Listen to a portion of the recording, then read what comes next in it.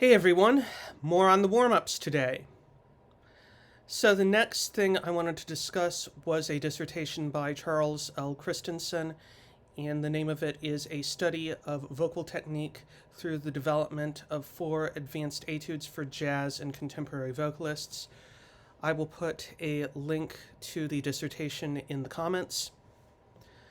So one of the things the dissertation brings up right away is how etudes focus on one or more technical facets and how they were extremely popular in the 18th and 19th century.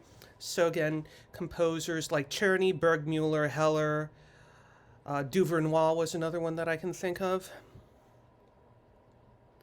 For the contemporary vocalists, the selection of etudes is even more limited.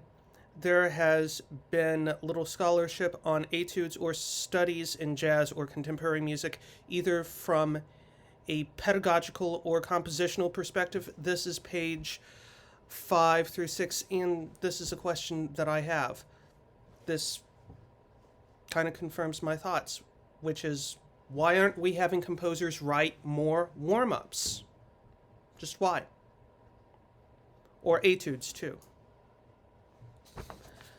So when I got into the second chapter of the dissertation, one of the topics he brought up was literature review with vocalises and piano music.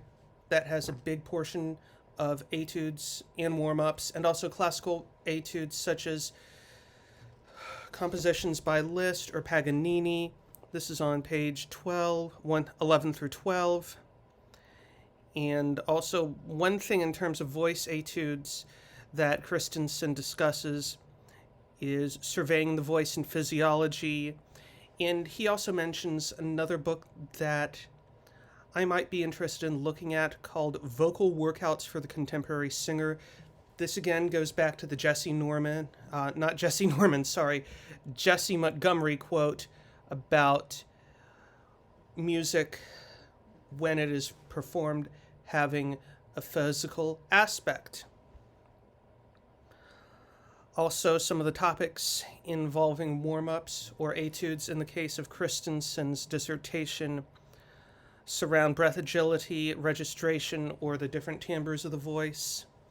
He then proceeds to discuss 4 different etudes. So the first one is Come Home, which involves breath control and breath management. The second one is The Clouds, different vocal registers, the upper register or the lower register. And then the next one is Each End, which focuses on onsets and tone of the voice. And then the final one is Field and Stream, which focuses on agility of the voice. So how fast the voice can move or how slow. One of the things he also points out is melodic shapes addressing vocal agility. That is very important. That's on page 83 of the dissertation. So what I have to say about this particular dissertation is that it helps to function as an elevator pitch, showing that not all musicians will need to use the same warm-ups. Thank you, and see you in the next video.